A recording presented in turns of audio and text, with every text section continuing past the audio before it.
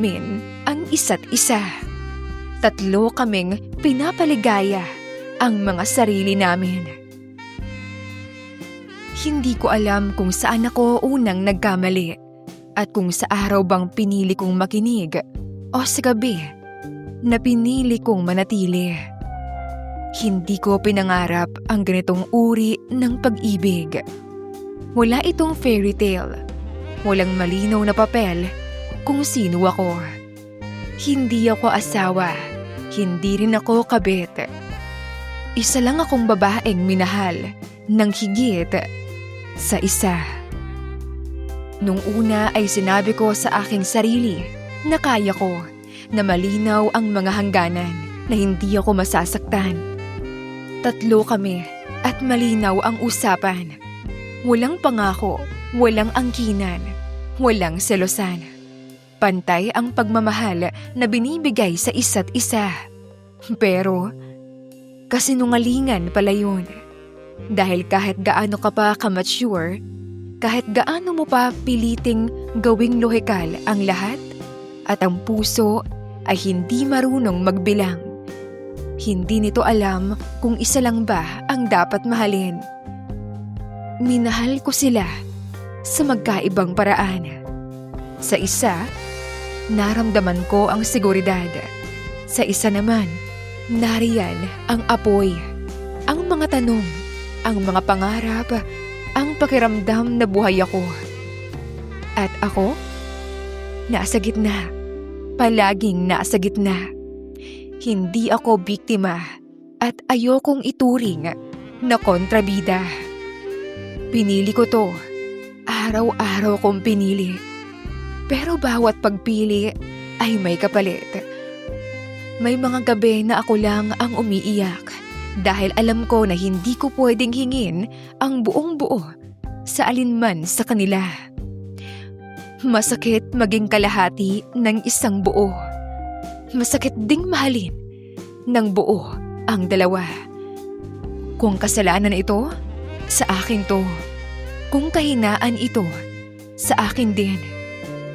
Pero may isang bagay ako na hindi ikakahiya, ay iyon ay ang totoo kong nararamdaman.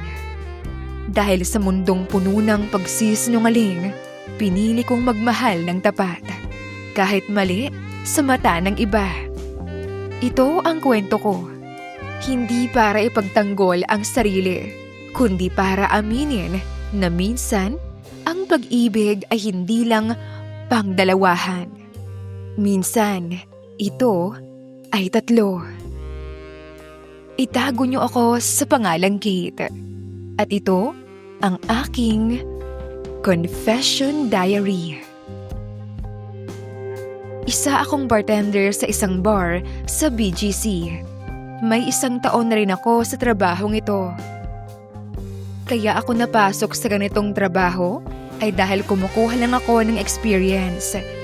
Pangarap ko kasing sumakay sa cruise ship at doon magtrabaho para mas kumita ng malaki. Meron akong boyfriend. Itago natin siya sa pangalang Ed. May 1 taon na rin kaming mag-on at pareho kaming nagtatrabaho sa naturang bar. Pareho kaming bartender at parehas na may pangarap na makapagtrabaho sa cruise ship. Sa loob ng trabaho namin, discreet kami. Business as usual ang setup namin.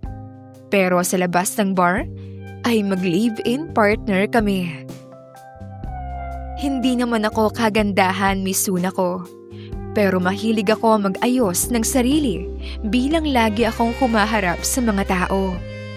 Hilig kong itirintas ang mahabang buhok ko na hanggang bewang at inaalagaan ko talaga ang aking buhok. Naniniwala kasi ako na ang buhok ay ang crown and glory nating mga babae. May kaputian din ako. Sakto lang ang ilong at mahaba ang pilik mata. Sakto lang din ang labi. Sakto lang din ang katawan ko. Hindi ganoon kataba o kapayat. May laman ako na kaunti. Palangiti rin ako, hindi dahil kailangan sa trabaho. Dahil ito ang aking personality. Ngumingiti kahit pagod. Ito kasi ang kinakapitan ko para hindi intindihin ang stress sa buhay. Nakakapangit kaya ang stress? Noong mag-shift kami, isang gabi ni Ed, hindi namin lubos akalain na sa isang gabi na iyon ay magbabago ang buhay naming dalawa. Isang gabi, normal lang ang lahat. Maraming tao sa bar as always. Si Ed ay nakatoka mag-mix sa mga VIP guest. Ako ay nagmi-mix para sa mga regular customers. Hindi ko naman inaasahan na may pumasok na babae na lasing sa loob ng bar counter. Nagsasayaw ito sa loob na parang walang pakialam.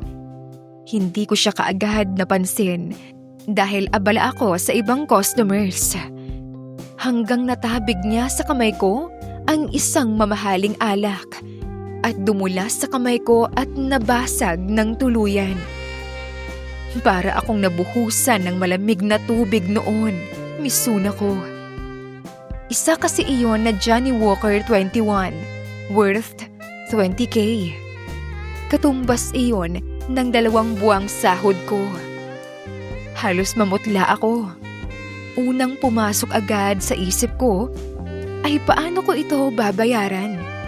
Wala akong pambayad at lalo pang maraming bayarin sa bahay at sa utang sa 5-6 na paparating. You broke it! Paratang agad sa akin ng babaeng lasing. Napako ang mga mata ko sa basag-basag na bote ng alak sa sahig. Halos mangiyak ako at pakiramdam ko pati ang puso ko ay kasama ring nabasag. Tumahimik ang lahat ng naroon pero patuloy pa rin ang malakas at nakakaindak na music sa background. Ang ibang guest ay nakamasid sa pangyayari. Ang ibang guest naman ay tuloy pa rin sa pagsasayaw. Magsasalita sana ako pero may nagsalita na isang lalaki. No, Miss Entitled. You broke that and I saw what you did. Matigas na sabi ng isang lalaki na nasa bar counter na nakaupo. Inikot-ikot pa niya ang mix na ginawa ko sa kanya kanina. Kanina, napansin ko kaagad siya kasi para siyang may lahing Pilipino.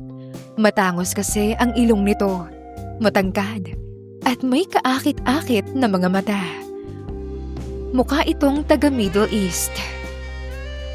Nakatayo pa rin ako doon at sa gitna ng iringan ng mga customers ng kung sino ang may sala, dumating ang manager namin. Natigil ang mga customers sa iringan nila. Pero may rules sa bar namin. Kapag may nabasag, ay kargo namin yun. Customer o kami man ang may sala. Kaltas iyon sa mga sahod namin. Halata naman sa lalaking customer ang pagkaawa sa akin nang ianunsyo ng manager namin na sa akin ikakaltas ang nabasag. Tumakbo ako sa may staff room at doon ako humagulgol. Sobrang sakit isipin na malaking halaga ang ikakaltas sa sahod ko na hindi ko naman kasalanan. Sira na naman ang budget ko at sa susunod na taon na naman ako makakaalis nito. Pinuntahan naman ako ni Ed sa staff room at nadatnan niya ako na umiiyak. May dala siyang tubig. Tinabihan niya ako sa upuan at inabot ang baso ng tubig sa akin. Tahan na, Kate. Malalagpasan din natin to. Magtutulungan tayo, di ba? Inalo ako ni Ed at niyakap. Yumakap na rin ako pabalik at umiyak. Saka itinago ang mukha ko sa kanyang dibdib. Sumaglit lang si Ed at lumabas na rin. Naiwan ako sa staff room na umiiyak pa rin.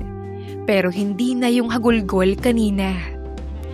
Pumasok naman ang manager namin. Kate, binayaran na ng customer kanina yung nabasag mo. Nanlaki ang mga mata ko at hindi makapaniwala na ginawa iyon ng isang estranghero. Natuwa ako. Hindi naman nagtagal yon dahil may iniwan ang manager ko na isang tissue na may sulat na numero. Para saan to, boss? Tawagan mo raw siya. May gusto siyang sabihin sa'yo. Si Sir Ronan. Imporma niya at saka umalis. Tumango naman ako. Gusto ko rin naman na magpasalamat kay Sir Ronan. Pinulot ko ang tissue sa tabi ko. Kinabukasan ay tinawagan ko si Ronan ng hapon. Gusto kong magpasalamat. Handa rin naman ako kung sakaling sabihin niyang utang yon ay babayaran ko siya. Mga 2 ring lang ay agad niya na itong sinagot. Parang may kilig naman akong naramdaman nang marinig ko ang maganda at baritonong boses niya sa phone. Hello? Who is this? May saglit na katahimikan. Huminga na muna ako ng malalim bago magsalita. Hello, Sir Ronan. Ako po si Kate, yung bartender kagabi. Narinig ko naman na parang may ginagawa siya, kaya nahiya ako. Sir? Oh, Kate. Hi. Yeah. Pwede ka bang pumunta sa studio ko? Ite-text ko sa'yo yung address. Pinutol niya ako sa sasabihin ko sana na mamaya na lang ako tatawag. Sige po. Pagkasabi ko na yon, ay pinatay na niya ang tawag. Ilang segundo lang ay nakatanggap ako ng text message. Malapit lang naman kasi, nasa Makati ang kwartong inuupahan namin ni Ed, kaya't pinuntahan ko na lang ang address. Nang makarating ako sa naturang address na tinext sa akin, isa itong studio. Isa palang photographer si Sir Ronan at hindi basta-basta siyang photographer dahil mga sikat ang mga clients niya. May mga kilalang vloggers, artista at mga politiko. Meron din siyang service na para sa mga newborns. Natuwa ako habang pinagmamasdan ang mga picture ng mga babies na naka-costume at may iba't ibang pose. Nang mapansin ni Sir Ronan na nakatayo lang ako sa may pinto ng studio, napatingin siya sa akin at bahagyang ngumiti. Pasok ka. Sabi niya sabay baba ng hawak na kamera. Tahimik ang studio. Malinis. Amoy kemikal ng photo paper at kape. May malalaking ilaw, puting kortina at isang backdrop na kulay garing. Parang altar. Parang lugar na may hinihintay na ihahandog.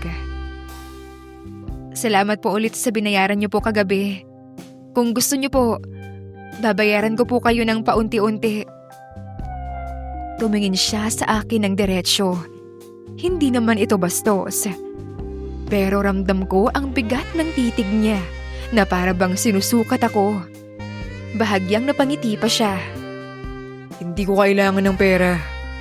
Hindi kita sinisingil. Kalmadong saad niya. Napahinga ako ng maluwag. Pero saglit lang kasi muli siyang nagsalita. May ialok sana ako. Biglang nanlamig ang mga palad ko. Alok po? Utal kong sambit. Lumapit siya sa isang mesa at kinuha ang tablet. May pinakita siyang larawan ng isang babaeng nakatalikod. Hubad ang katawan pero natatakpan ng mahabang buhok ang dibdib nito na parang ulap na bumabalot sa balat. Adam and Eve ang theme. Purity. Vulnerability. Hindi bastos. Hindi malaswa. Paulit-ulit akong napalunok ng laway.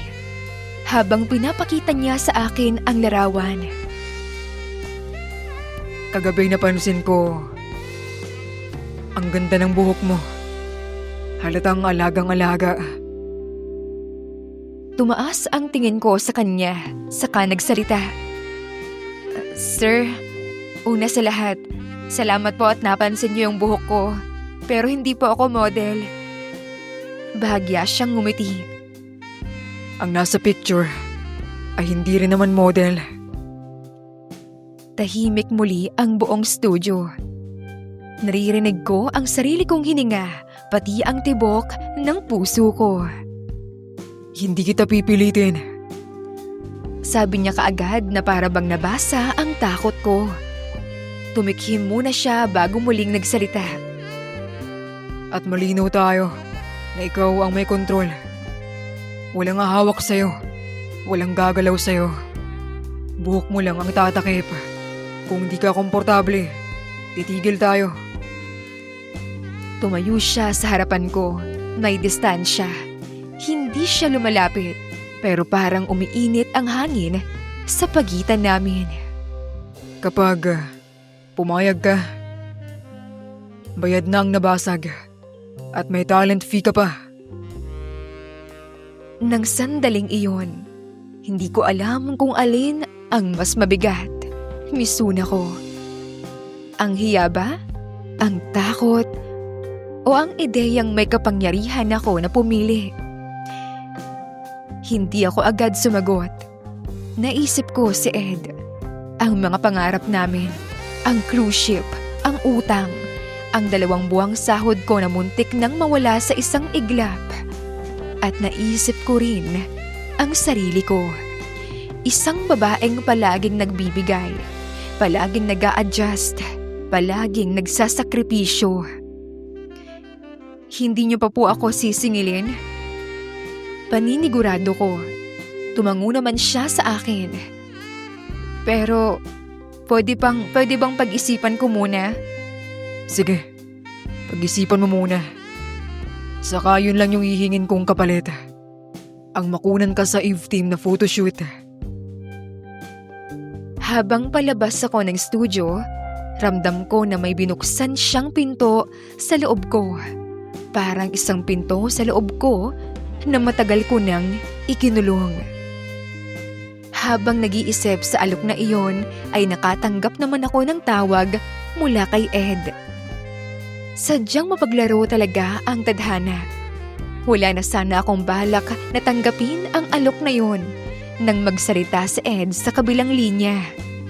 Babe, nasa ospital ako. Bigla akong nanlamig at nagulat sa kanyang sinabi. Ano? Anong nangyari sa'yo? Basketball accident, babe. Namali kasi ako ng bagsak eh. Natukod ko yung sigo ko. Ayun, nabali. Huminga ako ng malalim. Una ko tuloy naisip ang bayarin sa ospital. Tsak na mahal ito. Wala pa naman kasi kaming emergency funds. Sapat lang kasi ang kinikita namin. May ipon naman kami ni Ed, pero magagalaw na naman ito dahil sa aberya. Magkano ang bill sa hospital? 8K, babe. Nahihiyang saad ni Ed sa kabilang linya. Nako, sige, pupuntahan kita riyan. Babayaran ko na. Sorry talaga, babe. I love you. Next time, mag-iingat ka. Mababawasan na naman yung ipon natin. Sige na, hintayin mo ko dyan I love you. Sa hindi ko malamang dahilan, ay bumalik ako sa studio ni Sir Ronan. Sir, agad siyang napalingon pagkarinig ng boses ko at nginitian ako. Parang pakiramdam ko ay expected niya na ang pagdating ko. Doon na kami nag-usap at sinabi na may talent fee ako na hindi ko matatanggihan. Malaking halaga rin iyon pandagdag sa ipon namin ni Ed. Kaya tinanggap ko. Sa 1 linggo na gaganapin ang shoot.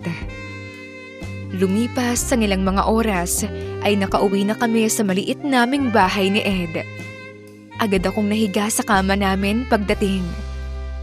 Sobrang napagod ako, pati ang isip ko. Naghalo-halo na ito na parang gusto ko nang bumigay. Noong gabi rin na yun, sinabi ko kay Ed ang tungkol sa alok ni Sir Ronan. Nakapag-isip din siya. Una, ayaw niyang pumayag. Pero sa huli ay pumayag rin siya. Pero dapat ay kasama siya sa araw ng shoot. Dumating ang araw ng shoot. Ginanap siya sa hotel suite, hindi sa studio ni Sir Ronan. Sabi ng client ay sa suit daw na iyon kailangan akong picturan dahil sa brochure ng kama raw ilalagay ang larawan ko. Hindi na ako umalma. Wala namang kakaiba kasi sa shoot na yon. May kasamang 2 assistant sa Sir Ronan. Panatag rin ako kasi kasama ko rin si Ed. Nang matapos ang shoot, niyaya kami ni Sir Ronan na uminom. Napansin ko rin na mabilis na nagkakasundo na sina Ed at Ronan. Hindi na ako nag-isip ng iba kasi kilala ko si Ed. Palakaibigan kasi ito. Saka nakikita ko rin kay Ronan na magaan din ang kanyang personality. Nang malasing kami, ay nagpasya kaming magpalipas ng gabi sa suite. Habang nag-uusap-usap kaming 3, hindi namin maiwasan na mapunta kami sa mahaharot na pag-uusap. Normal lang naman sa amin kasi pare-parehas naman kaming mga adult. Alam niyo yung trouble? Tanong sa amin ni Ronan. Nagkatinginan kami naman ni Ed sa katumingin kay Ronan. Si Ed ang nagsalita. Yun ba yung threesome? Natatawang tanong naman ni Ed. Umiling naman si Ronan at naging seryoso ang mukha niya. Huminto kami sa paghagik-gik ni Ed. Relationship yun na may consent at pantay-pantay na pagmamahal. Walang lamangan doon. Sumeryoso pa lalo ang mukha niya pero may ngisi siya na may kapilyuhang itinatago. Gusto ko nga itry yun eh. Sumilay naman ang makahulugang ngiti kay Ed. Ako rin. Sounds exciting. Saad ni Ed na nakangisi. Tinampal ko ang balikat niya na malayo sa pilay niya. Pero napahinto ako noong ang 2 lalaki ay tiningnan ako na parang isang mga gutom na leon. Napaatras ako nang nakaupo. Doon na naganap ang alam naming pagkakamali na babago ng mga buhay naming 3. Isang kasalanan na hindi na kailanman hindi mababawi kung hihingi ng tawad. 2 lalaki ang gumalaw sa akin, misuna ko. Pagkatapos noong gabing iyon, ay may paulit-ulit pang nangyari sa amin. Gabi-gabi akong pinupuno ng 2 lalaki at hindi ko maintindihan na ako ay nasisiyahan. Nagre-response ako sa mga init na binibigay nila at higit sa lahat, kung sa ibang mga relasyon ay nagkakasawaan na at sa una lang masarap, pero tumagal ang aming relasyon na 3 na walang away o lamangan. Mahal namin ang isa't isa. 3 kaming pinapaligaya ang mga sarili namin. Sabay-sabay kaming kumakain kapag rest day namin sa bar. Kapag nasa bar naman kami ni Ed, si Ronan ay ang nasa bar gabi-gabi. Tumagal ng 5 taon ang aming relasyon na parang isang mahabang tag-init. Mainit, maliwanag at nakakalimot. Hanggang sa dumating ang araw na hindi na ako nalasing sa alak. Pero nagsuka ako. Nung una inisip ko na baka pagod lang ako. Magkakasunod kasi ang shift sa bar. Puputok na naman ang holiday season. Sanay na ang katawan ko sa puyat at pagod. Pero iba ang hilo ko. Iba ang lasa sa bibig ko sa tuwing umaga. Iba ang antok na hindi nawawala kahit gaano ako katagal humiga. Hanggang isang umaga, habang nasa banyo ako ng bar, ay hawak ang isang pregnancy test na binili ko lang dahil may natira pa akong barya sa wallet. Doon ko nakita ang dalawang guhit. Hindi ako kaagad umiyak. Nanlambot lang ako, umupo sa sahig, nakatingin sa maliit na plastik na kayang wasakin ang 3 buhay. Hindi ko alam kung kanino ang bata. At mas masakit, alam ko na sa mga sandaling iyon, hindi na kami nagkakamabutihang 3 dahil na rin siguro na naging busy kami. First time kasi ang may mawala ang isa sa aming 3. Sinabi ko muna kay Ed. Tahimik lang siya. Hindi niya ako tiningnan o niyakap. Parang may pinatay sa loob niya. Sigurado ka? Yun lang ang tanong niya. Tumango naman ako. Kay Ronan ba? Diretsyong tanong niya. Hindi pa rin niya ako tinitingnan. Hindi ko alam. At doon ko naramdaman na parang may tumarak na punyal sa puso ko na paulit-ulit pang tinatarak sa akin. Simula noon, may mga bagay na nagbago. Hindi na siya humahawak sa tiyan ko kahit wala pa itong umbok. Hindi na siya sumasabay sa amin sa kama. Palagi siyang nakaharap sa pader kapag natutulog kami. Kapag tinatawag namin si Ed, laging may pagitan ang boses niya na parang may pader sa gitna namin. Si Ronan, ang kabaligtaran. Mas naging maingat siya. Tahimik pero protektado ang tingin niya sa akin. Siya ang nag-alok na magpatingin ako sa private clinic. Siya ang nagtanong kung kumain na ba ako. Siya ang humahawak sa likod ko kapag nasusuka ako. Kahit hindi niya ako hinahawakan noon sa ganoong paraan.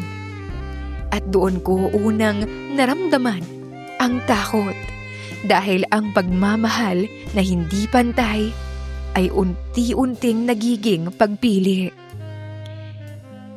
Isang gabi, narinig kong umiiyak si Ed sa banyo. Hindi ko siya nilapitan. Alam kong sa bawat pintig ng bata sa loob ko, may isang pangarap siya na unti-unting namamatay. Hindi ko kaya, Kate. Hindi ko alam kung paano ko lalaban sa batang... Hindi ko alam kung sa akin. Wala akong maisagot. Doon ko naintindihan na ang tropol ay gumagana lang hanggat walang kailangang piliin. At ang pagbubuntis ay hindi tanong. Isa itong desisyon na pinipilit ng buhay. Sa gabing iyon ay natulog ako mag-isa sa gitna ng kama. Sa kaliwa ko, ang lalaking unti-unting lumalayo. Sa kanan, ang lalaking tahimik na naghihintay. At ako, Misuna ko, ay nasa gitna pa rin. Walang kasiguraduhan. Hindi ko alam kung sino ang pipiliin sa pareho na ayaw bumitiw ng mga damdamin. Pareho ko silang mahal at alam ko, mahal nila ako. Ngayon ay 4 na buwan na akong buntis. Napagdesisyonan naming 3 na kapag lumabas ang bata, ay magpa-paternity DNA testing kami. Ano man ang maging resulta, ay tatanggapin ng 2 ng maluwag. Mahaba-haba pa, Misuna ko, ang bibilangin kong mga buwan. Ilang buwan pang bigat ang aking papasanin. Pero sa kabila nito, tuloy pa rin ang buhay. Bahalang araw, may kikilalaning ama ang anak ko. Pipilitin naming itama ang lahat ng pagkakamali namin para sa bata. Hanggang sa muli, ang babaeng pinili pero hindi pa handang pumili. Kate.